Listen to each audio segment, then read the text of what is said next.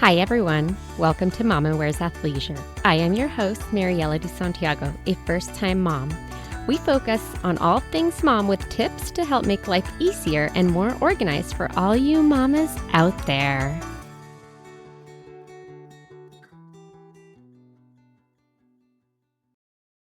Hi, everyone. Today we're going to talk about colic. We have Megan from the Colic Nurse, and we are going to answer those burning questions about what is colic, how do you know if your baby has it, all of the details. My name's Megan Dishman. I am an ER nurse in Salt Lake City, Utah. I had a daughter in 2021 who was very colicky, and I felt really well prepared going into postpartum. I was an ER nurse. I had worked at a children's hospital in an infant unit before I ever had a kid. I felt like I was going into it like this is going to be so easy and great and newborn snuggles. And then we very quickly realized that my daughter had her own plans for our postpartum experience.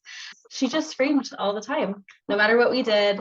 We usually got about 3 hours of sleep a night total, and she screamed just endlessly, no matter despite all the tricks that we tried and Googled and things like that.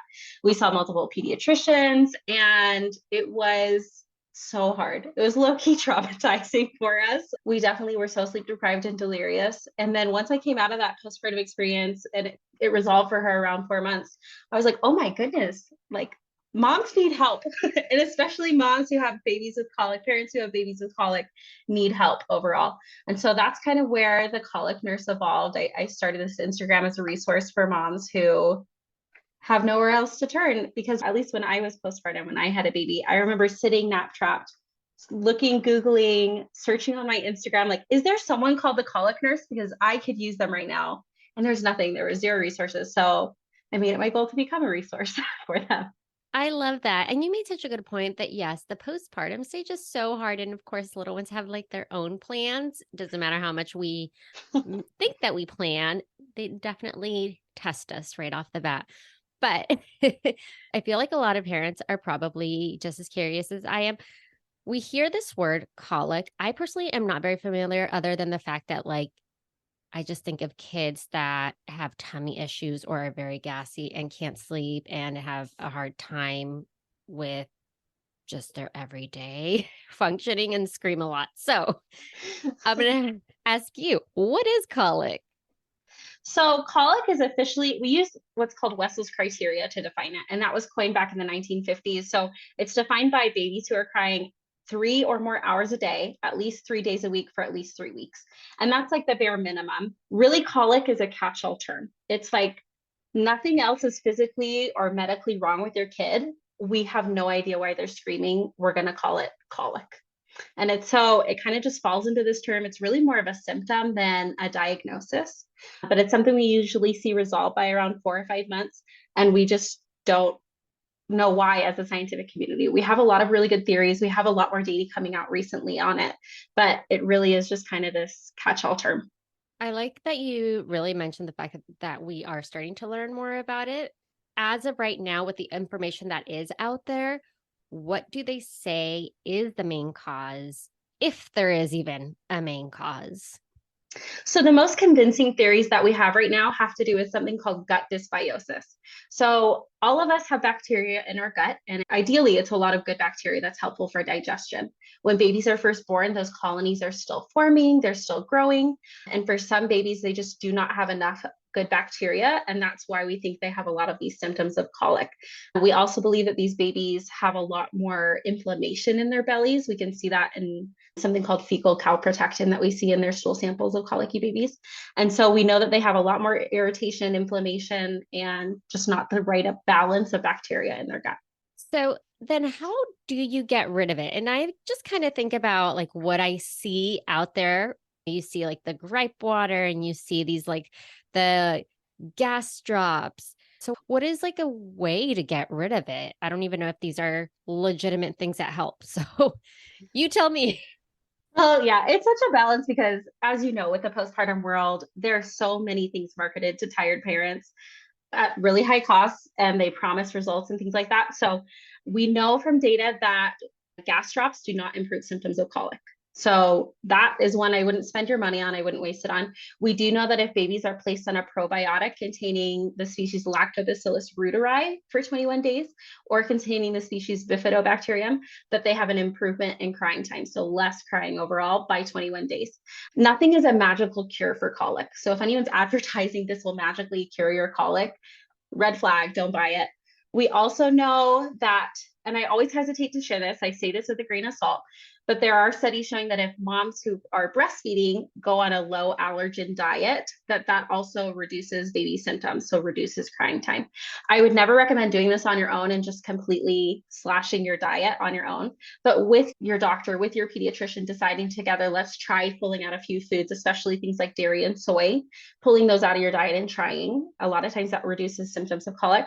And then if your baby is formula fed, switching to an extensively hydrolyzed formula, something like Nutramigen, has also been shown to reduce crying time. Hi, everyone. It's your host, Mariella. I wanted to thank you for listening and share some ways to show your continued support. You can rate and review on Apple Podcasts or Spotify. Share the show with friends and family. Buy me a coffee to help with the financial cost of running a podcast. Follow me on Instagram at Mama Wears Athleisure. And finally, subscribe to my newsletter. Thank you for listening. So I know that you gave us a definition as far as what is considered colic, but for a mom that thinks that their baby's crying all the time, because what mom doesn't right after they come home from the hospital and haven't slept in days, how do you know if your baby has colic? Like, what are some signs where you're like, oh, yes, this is definitely, or you're maybe on the verge? And if you happen to know this, about what percentage of babies do end up having colic? Yeah, so I think the big thing that you're watching for is that these babies are inconsolable. So babies, normal newborn babies cry around 2 hours a day. That's a normal amount, that and less. And so for normal babies, if you change your diaper, if you feed them, if you get them to bed within their sleepy cues and things like that, within those wake windows, they will respond. If you hold them, rock them, the baby stops crying. With colic, they are inconsolable. You can try every trick in the book and they will still keep screaming. With colic as well, you usually see it worse in the evening. This is what those witching hours talk about. So usually worse in the evening. One of the things we try to distinguish it from is reflux as well. A lot of parents get confused between colic and reflux. And reflux usually we see worse right after feeds or when baby is laying down. With colic, those things don't really impact it. And then usually it's about 20% of babies that have colic is what we're seeing right now. It's kind of a tricky thing to get accurate reporting on because we think a lot of parents, if they've had one colicky baby, they don't necessarily tell their pediatrician about it for future babies, or they just cope with it better for future babies. But right now we think it's around 20%. Wow, that's pretty high, I It's a think. lot. It's a lot. I mean, that's like 1 out of every 5. Yeah. So one out of every 5 families go home with a baby and are having a really hard time without support and resources. Well, how long does it normally last? Usually it resolves on its own around 4 to 5 months of age. And that's one of the things we try to watch for in research is what else is happening to baby around this time period that would cause them to suddenly grow out of it. And one of those things is a lot of those colonies of bacteria really start maturing around that time. So it kind of everything's pointing toward the gut with colic. Well, my last question, do you have any other tips, suggestions, or recommendations? Yes, my first thing I always tell parents is if you have a colicky baby, you call in the troops. You don't suffer at home with this by yourself. This is too much for one or even two parents to handle by themselves. So this is if someone says they're offering, I'd love to come help. Tell us if you need anything. You say, awesome, great. You are scheduled tomorrow night. You can come over for 5 hours in the middle of the night and help because you really do just need all hands on deck. Second, I love parents to look up what's called crisis nurseries. Most states in the United States have something called a crisis nursery where it's a free service provided by the government for parents who are hitting the end of their rope. Whether that's they need to get to a job interview or a medical appointment and they don't have childcare, or they really just cannot handle babies crying anymore. just having that in the back of your head as a resource is so important so that you know that you are not stuck if you just can't handle it anymore. So crisis nurseries. Second is getting baby on those probiotics we talked about, Lactobacillus reuteri or something with bifidobacterium. And then third is something I like to recommend called postpartum doulas. They are, and I'm sure you've heard of this too, but women who specialize in newborns and general newborn care. If you are going to spend money postpartum on anything, do it on postpartum doulas, do it on support systems like that so that you can get through this 4 to 5 month space and have that support on hand.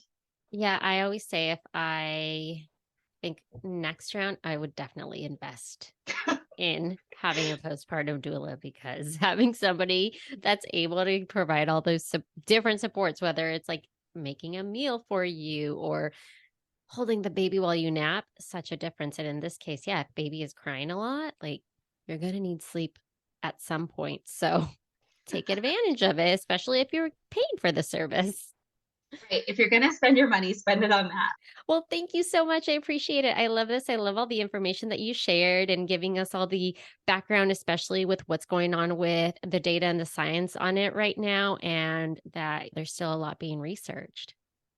Yeah, of course. Thank you so much for having me. I so appreciate it. Thank you for listening. Tune in next week for our next episode. You can find us on Instagram for more updates and tips. Be sure to subscribe wherever you listen to your podcasts and give us a review if you like us.